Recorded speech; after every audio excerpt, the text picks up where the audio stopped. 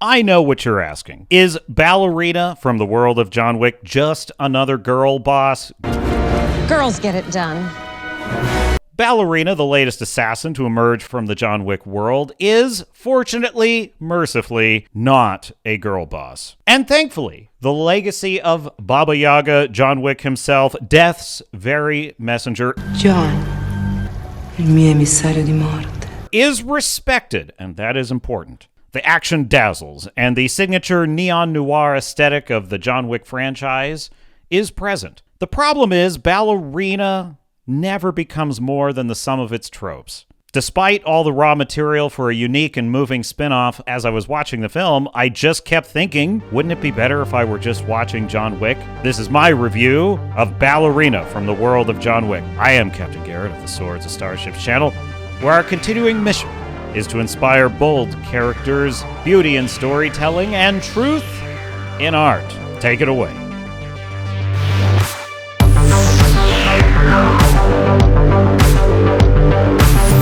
Ana de Armas is agile, she's charismatic, she's shockingly well cast. I really enjoyed her in this role, if not so much the film. Thankfully, Ballerina mostly avoids the lazy girl boss trope. You will always be weaker. You will always be smaller. Adapt. Cheat.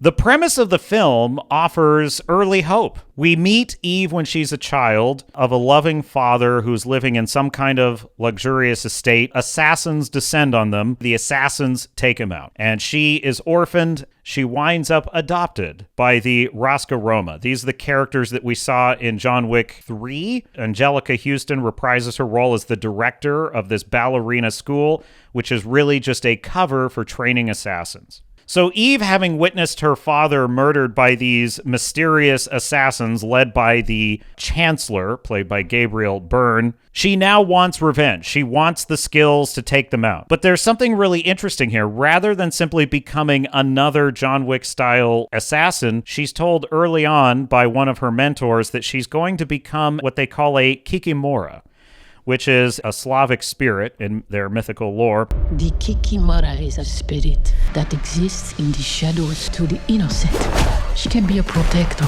Rather than a contract killer. So I like this twist because it hints at something new and different. That's the biggest problem that I see with the ever-expanding John Wick world.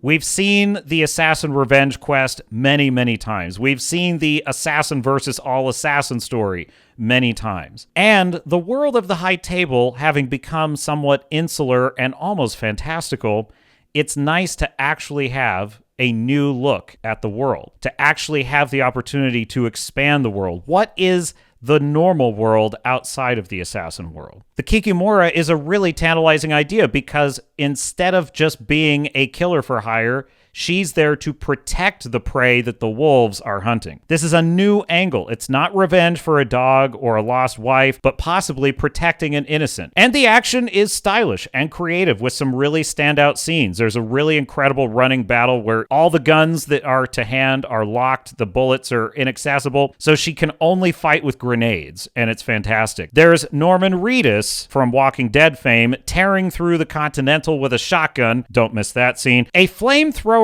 duel that becomes a literal firefight. It's pretty awesome. There's an effort here to ground the violence in something personal and to treat women assassins as gritty but believable. However, unfortunately, every interesting idea in Ballerina is abandoned for sad made-for-TV cliches. Despite the suggestion that she's going to be a bodyguard, she goes on one bodyguard mission, and rather than come up with clever strategies or tactics or plan her escape route or how she's going to protect her ward, it just devolves into yet another battle in which she overpowers 5 assailants at a time in multiple scenes in a nightclub while everyone else blissfully ignores her and continues dancing. The villain of the film, the Chancellor, Gabriel Byrne, who killed her father, it is later revealed that he runs yet another ring of assassins, which, no surprise, her father was a part of and tried to escape, which is pretty obvious right from the beginning. He chews through dialogue like he's auditioning for a soap opera. The murder cult that he runs is as dull and uninspired of a concept as you could expect to find in the world of the high table. Eve, for her own part, despite the suggestion that she has to learn how to overpower men by fighting dirty, by cheating, by learning new tactics, instead, she just dispatches wave after wave of armed men with basically no tension. There's no strategy or cleverness or cunning. There's no interesting weapons that she uses. We see very little hint of her using any feminine wiles to evade or to surprise her opponents. We never see anything meaningful in the way of bodyguarding or protection. Ana de Armas's fighting style in Ballerina and how Eve's is different from John Wick. Throughout the film, she uses whatever tools and weapons she can, including ball kicking and kicking men in the balls,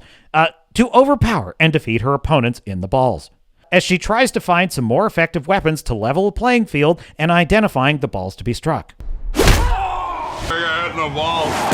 And if you're enjoying this video, make sure to put a like on the video, subscribe, and if you're so inclined, turn on that notification bell so you don't miss the next video. There's no emotional stakes for anyone she's trying to save. There's a lot of supporting characters in this. Norman Reedus plays the father of a girl who is being hunted by the same murder cult that Eve wants revenge on, and there's this almost suggestion that she might protect her, but that is quickly abandoned in the plot. Even worse, there's literally only one character in the entire film that ever poses a real danger to Eve, and it's not the villain. The outcomes are so predictable that I found myself actually grateful when they skipped the fight scene altogether and instead just showed the aftermath in a long take. I was like, oh, thank God. Yeah. She killed about 50 goons with no effort. Yeah, that's good. I'm glad I didn't have to sit through that. Not a good sign. Here's the biggest tragedy of Ballerina. It actually could have been something really special. As I mentioned, Ana de Armas, she is likable. She has a lot of personality. It's clear that she worked her ass off to learn the jiu-jitsu moves and to really put in the work on the stunts. Her physicality is excellent. A story about the protectors of the John Wick world, those who actually shield the innocent from the assassins, would have been really interesting. You know, we know that the high table runs a ring of assassins. We know that they have all of these rules. But who hires them? Why do they have all this power? What do they do with it? The biggest problem with this film is that Eve's father was, like John Wick, not an innocent. And by extension, neither was she. They were themselves on the run from yet another shadowy ring of assassins. All the villains in the film are assassins. All of the people that are meant to be protected are assassins. All of the Rosca Roma and ballerinas are assassins. Everyone in this film already has blood on their hands. And so the film just seems like more of the same. But what if instead Eve's father had been an innocent, a good man completely outside of this world who naively blundered into a political standoff with forces he couldn't understand. He crossed the high table without realizing it, and they sent one of their killers to take him down. Eve, having been the only survivor of this and the witness of this, resolves to, if not get revenge, ensure that this never happens again. And so she chooses to enter the world of the assassins. Consider the film Terminator. You have a war-weary, vulnerable human soldier, Kyle Reese, who is sent back in time to protect Sarah Connor from the worst thing imaginable, an unstoppable, invincible machine. That Terminator is out there. It doesn't feel pity or remorse or fear, and it absolutely will not stop, ever, until you are dead.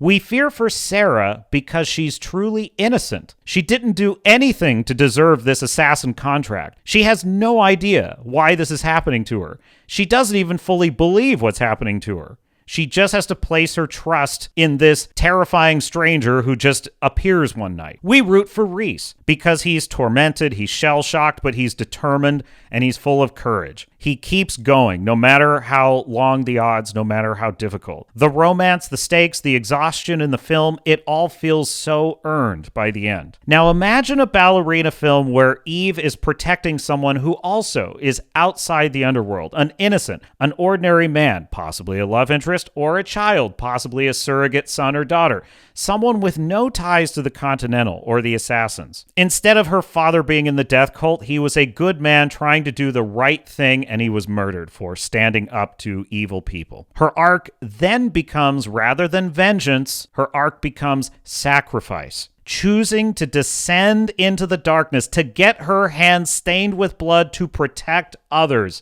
from enduring what she suffered as a child. That version could have been heartbreaking.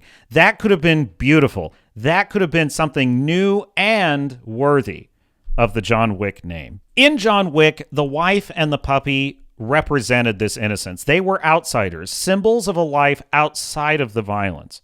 When they were taken from John Wick, that is what made the emotion real, because the loss was real. In Ballerina, by making Eve just another ultra-competent killer on a lukewarm revenge path, mowing through 5 guys at a time like it's nothing, they robbed her of the very thing that made John Wick interesting. His grief, his humanity. His loss. Instead of a new angle, we got John Wick light, flashy, competent, forgettable. It didn't have to be this way. So that is my review of Ballerina from the John Wick world. I regret to tell you this is as mid as it gets. There's some really entertaining action scenes. Ana de Armas is beautiful, likable, and impressive. However, there's really very little to see here in terms of the John Wick world, and even less in terms of a story. 5 out of 10 bars on the epaulets for Ballerina. And yes, in case you're wondering, John Wick does appear in the film. Rest assured, he is still the best, the one the other assassins speak of with fear, awe, and reverence. And for that, I give this film kudos. They respected the legacy of John Wick. They leave no doubt that there is no chance that Eve could ever defeat him in battle. And yes, he's thinking he's back. If you enjoyed this review, please put a like on it. I am Captain Garrett of the Swords and Starships channel, and until next time, I will see you out there. People keep asking if I'm back, and I haven't really had an answer. But now, yeah, I'm thinking I'm back.